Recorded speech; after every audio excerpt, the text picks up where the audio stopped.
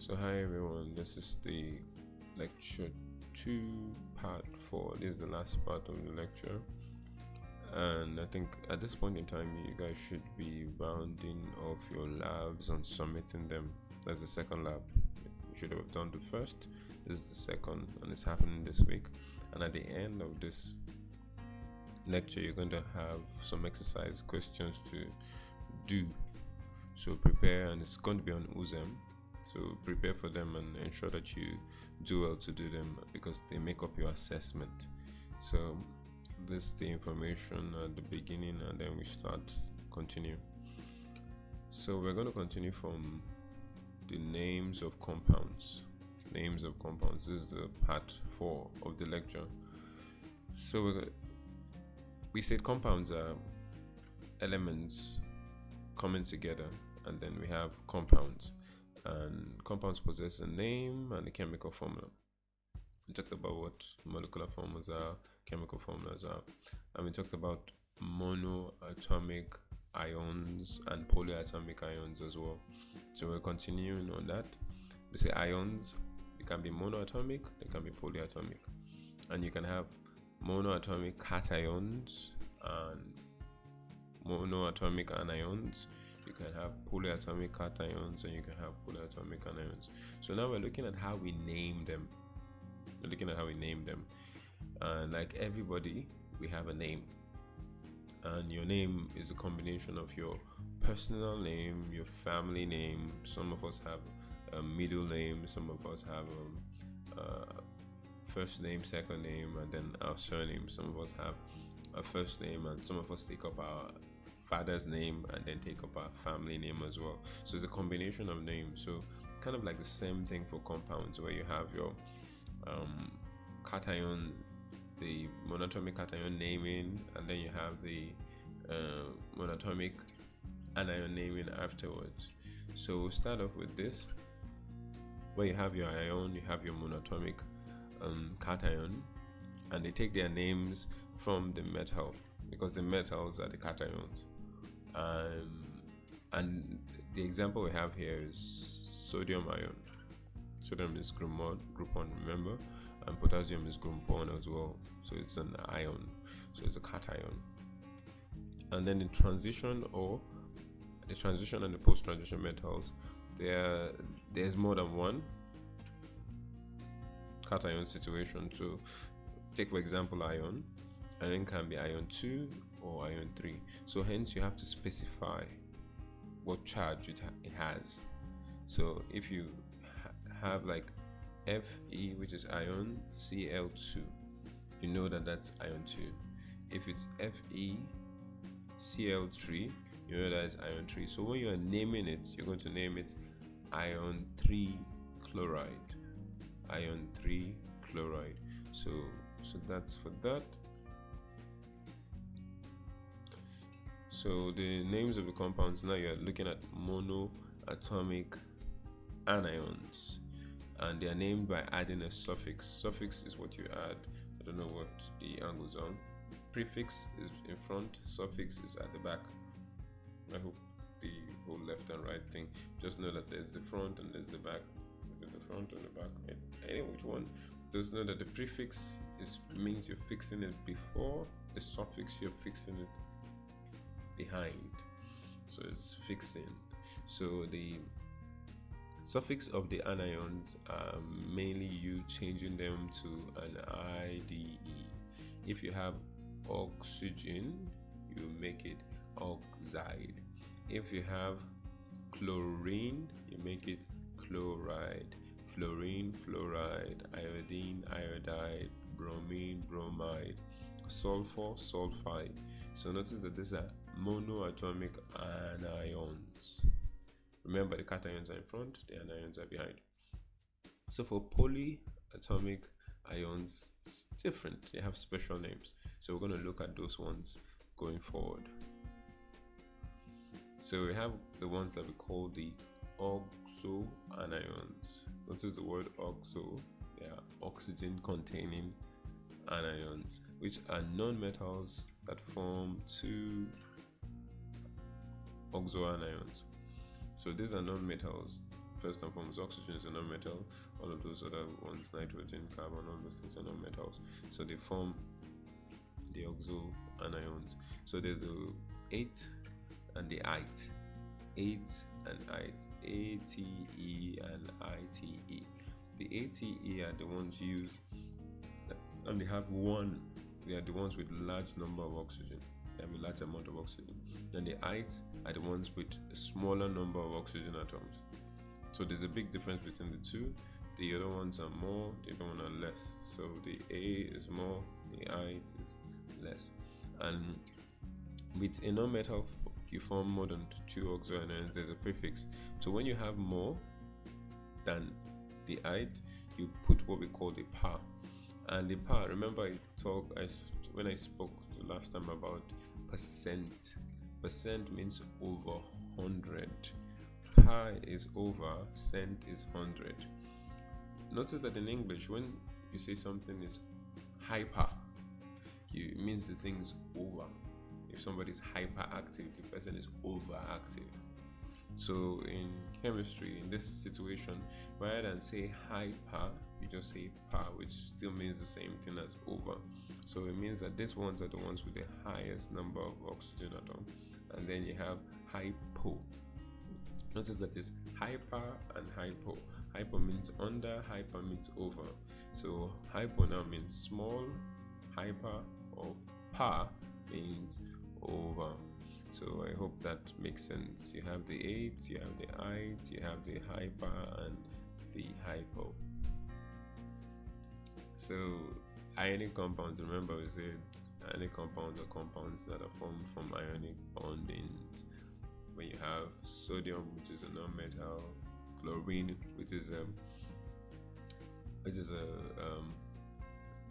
sodium, which is a metal, and chlorine is a non-metal. Please don't ever say sodium is a non-metal. Sodium is a metal. It's a reactive, extremely reactive metal. Then chlorine is a non-metal, and it's a poisonous gas. Chlorine itself is a poisonous gas. So the name of the cation comes first, the name of the anion comes second, and you have that situation with chromate. So chromate now is chromate 3 nitrate. Chromate is a transition metal, and because it's a transition metal, remember we say you have to state the charge on it. You have to state the charge on it. So stating the charge on it will simply mean that it's ion 3, and then you have your tin. Your tin 2 is a transition metal as well, and then it's tin 2 chloride. So notice that nitrate is NO3, and NO3 has a charge of -1, and because it's -1, and chromate has a charge of +3, so you need to add that 3 at the side that balances. Remember we talked about electrical neutrality, and on the basis of electrical neutrality you have to balance of charges. Every compound attains neutrality. For a compound to be a compound, it has to be neutral. So in tin 2 chloride, this is that it has 2 chlorine because chlorine is -1, and for tin 2 to balance out, it has to be 2 molecules of chlorine. So we have a table that shows us the different naming system, where you have your NO3-, which is your nitrate. We saw that from chromium 3 nitrate, and then we have nitrite, which is NO2-, and we have sulfite, which is SO4 and it's 2-, and then we have sulfate, which is SO3 and it's 2- as well. And then when we come to chlorine, we have chlorate, which is ClO3-, then you have chlorite, which is ClO2-, and then we see that perchlorate, which is SO4-, which is ClO4-, sorry, and then you have the O, which is a hypochlorite. Remember we said hypo, small, then right is lesser, then rate is overrated. So if we look at it, it's overrated, and right under. So it makes sense. So you have overrated and right under. So you have overrated right under sentence. I just made that up now. I never knew that sounded cool coming down in that order. So you never make any mistake. So for chlorine it's 4, 3, 2, 1. For sulfur it's just rate and right. For nitrogen it's just rate and right as well. Notice that the values change on the basis of, so it doesn't have to be O3 or O4 to be right. So if O3 doesn't always have to be right. For sulfur, O3 is right and O4 is rate. So don't mix that up, or don't assume that it's by numbers. It's by amount. So we have an exercise here for you to name these 3 compounds, ionic compounds. So what would the first one be named given our understanding? First one is calcium. The second attachment to it is the sulfur. So what is it going to be called? Then the aluminium, what's it going to be called? And then the ion, what's it going to be called? Yeah, some of you got it, some of you missed it. So let's go right into it. Say first is calcium, so it's going to be calcium sulfide. That's the name. Aluminium nitride. So it's called aluminium nitride.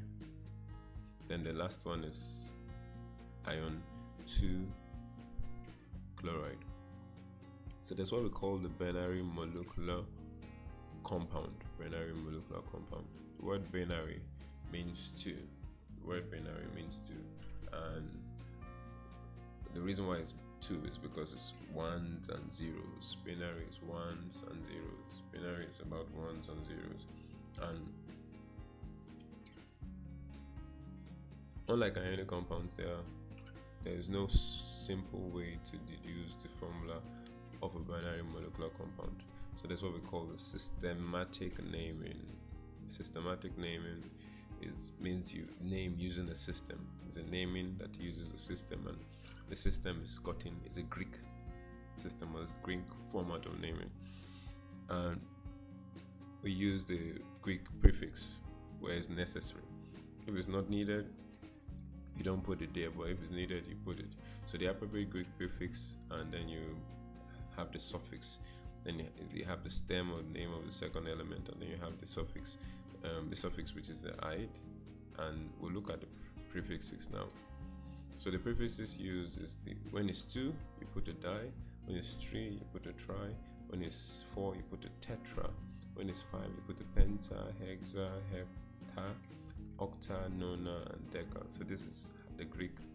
And notice that these things are scattered around, and even in English language, some words that you use try and die for. Take for example a tripod. What you use for a stand. A tripod stand has 3 legs. Notice when you say a dicot or to dissect is to cut something to 2. Then you have a tetra. What else would have a tetra? There's several. It's just there around. Pentagon, 4 sides. Hexa, all of those things, hepta, 7. So you have octet rule, octet 8, sorry. The deca, decimals, 10 numbers from 0 to 9 decimals. So you have all of these things scattered around. So it means that when we're naming, we put these things to the name, and let's see it in action. Let's see the sample. We have the first one, N2O5. N2O5 is your dinitrogen pentaoxide. Dinitrogen pentaoxide means you have 2 nitrogen and then you have 5 oxygen. So it's dinitrogen pentaoxide. You have the second one, it's a dinitrogen tetraoxide. and then you have your nitrogen dioxide. So you don't put anything when it's 1, you start putting stuff when it's 2 down to 9 or 10. Then you have the example underneath. For familiar binary, you use the common names. So I think I've had a situation where I asked the student once, I wrote H2O and I said name it, and I've never had a student write dihydrogen oxide before, and literally that was what I got as the answer. And it was very interesting. It's like dihydrogen oxide. I said sometimes some students just want to give you something complicated. So everybody knows that H2O is water. You don't have to write dihydrogen oxide. You don't have to write it. So H2O is water anywhere. So you have H2O2. So it's hydrogen peroxide. Remember when we just talked about pair here. So it means that it just means over oxide when you have a lot of oxide, because it's matching up to it. It's over oxidated. So that's why peroxide is a bleaching agent. Used to bleach your hair. People bleach their hair. It's used for coloring. Has some properties as well that so it's interesting. There's peroxide, and then you have ammonia. You don't say nitrogen trihydride. You just say ammonia. Ammonia that we're familiar with. So you have an example here, and you're asked to give the names of these molecules given by what we just saw now. So what will be SF4 when S is what? Sulfur. F is what? Chlorine. So it's going to be what? Sulfur tetrafluoride. I just said it slowly, not because I'm trying to work it out. I'm just trying to get you to follow suit as well. So, and then the second one is what? P is what? Phosphorus, and Cl is what? Chlorine. So it's going to be phosphorus what? Chloride, sorry. So that's that. It's not so difficult if you sulfur tetrafluoride and phosphorus trichloride. So we'll now finish off with acids. So acids are ionized to form hydrogen ions. So the reason why acids are dreaded or feared is because of their ionizing ability or ionizing power. So acids are ionized to form hydrogen ions. So hydrogen and chlorine now, they come together to form what we call hydrogen chloride. If you remember, we say hydrogen will stand alone, chlorine will change to a ride, and it's chloride. And when you put that in water, it now becomes chloric acid. Notice that when you put hydrogen chloride in water, it becomes chloric acid. So that's when it becomes an acid. Hydrogen chloride is just there until it becomes an acid, because acid is liquid. Acid is basically liquid. Anything for the action of an acid to be felt, it has to be in liquid form.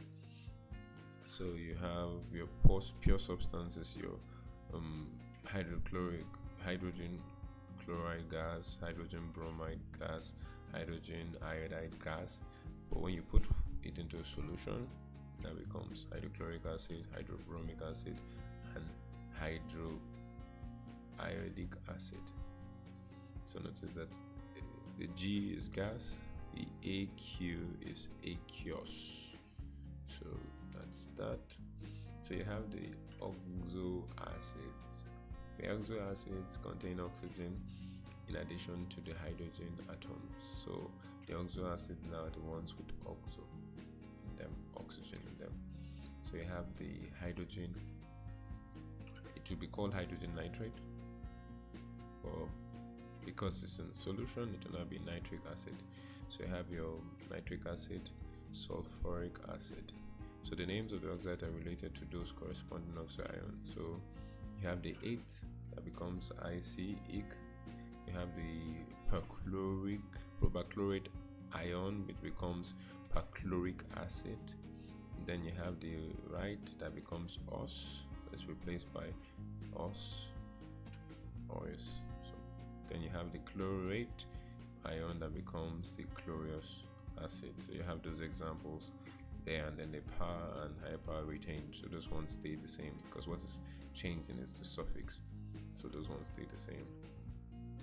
So you have your ionic compound. Remember, we said for you to have an ionic compound, ions have to be present, and how the ions come about is metals coming together with non-metals. Give example, metals and non-metals coming together, and then you have the result. So if it's in the main group, you use the name of the metal. If it's in the metal, you have the charge and the Roman numeral and the numeral attached to it if it's a transition metal. So if it's the monoatomic, you use the root element and the ID. Then if it's not, you go to the table to figure it out. That means if it's a poly, you go to the table to figure it out. So you have the acid, you have your oxoanion. If it's yes, you go for the hydrogen plus the anion attachment. We have an example there of hydrogen nitrate. If it's not, you go with the normal roots, whether it's chloride, put a ride on it. If it's the oxo, you have the 8, the os, the 8 turning to an ec, all of those things we talk. This is just a diagram to just show the flow of it. It's the same thing that has been talked about previously. So we have an example here. Say give the name of HBr, and it's a gas. So remember, it's a gas, it's not aqueous. So if you ask to give the name of HBr, notice that it looks like it should be an acid, of which is an acid, but it's gas. So hence, it's going to be just hydrogen bromide. And when you now put it in a solution, that's when it becomes the hydrobromic acid. So for now, it's just that. So we have come to the end of the class. So at the end of this whole lecture, you should be able to relate your nuclear symbol to number of protons and neutrons, because they are all gotten from the nucleus. So that's why it's called nuclear symbol, and the protons and neutrons are in the nucleus. So you have to relate your atomic mass on isotopic abundance, average mass of an element, how to relate with all those things, and the atomic mass to the Avogadro's number. Remember, we talked about that when we're trying to find the mass of an atom in grams.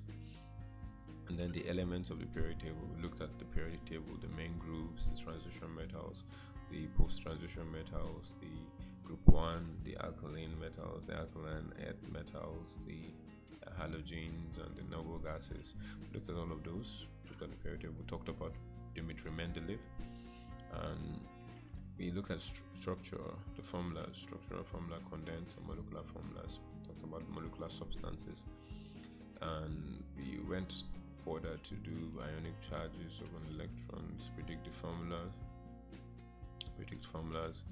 with the names, and then lastly we're looking at the ionic compounds, binary molecular compounds, where we look at the Greek naming system, and we looked at the acids lastly, and talked about oxoacids and the oxoanions. So overall, that is all for this lecture, and I trust that you take your time and go over the lecture 1, relearn and understand what has been taught, and prepare for the exercises that will come and the midterms that's coming your way shortly. Please do well to go over a whole thing. A teacher of mine back in high school always used to say, proper preparation prevents poor performance. So if you want to perform excellently, you need to prepare excellently. So don't sleep and wake up and wonder why you didn't succeed, but rather work hard and you'll be lucky, because you'll pass and you'll succeed. So that will be it for this lecture. Prepare yourself ask questions, do all that's required, and information concerning the midterms will come your way shortly. There are certain things some of you will need to download and prepare yourself for the exams because it's going to be done online.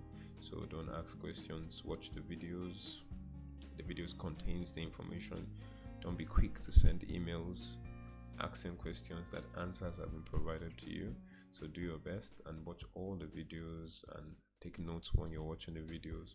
Understand the videos. Anything you don't understand, ask your friends. Get across to me if your friends can give you a reasonable answer, but please ask your friends first, and some of your friends will gladly do that and give you what is required. So thank you so much, and see you guys after the midterms, hopefully. Thank you.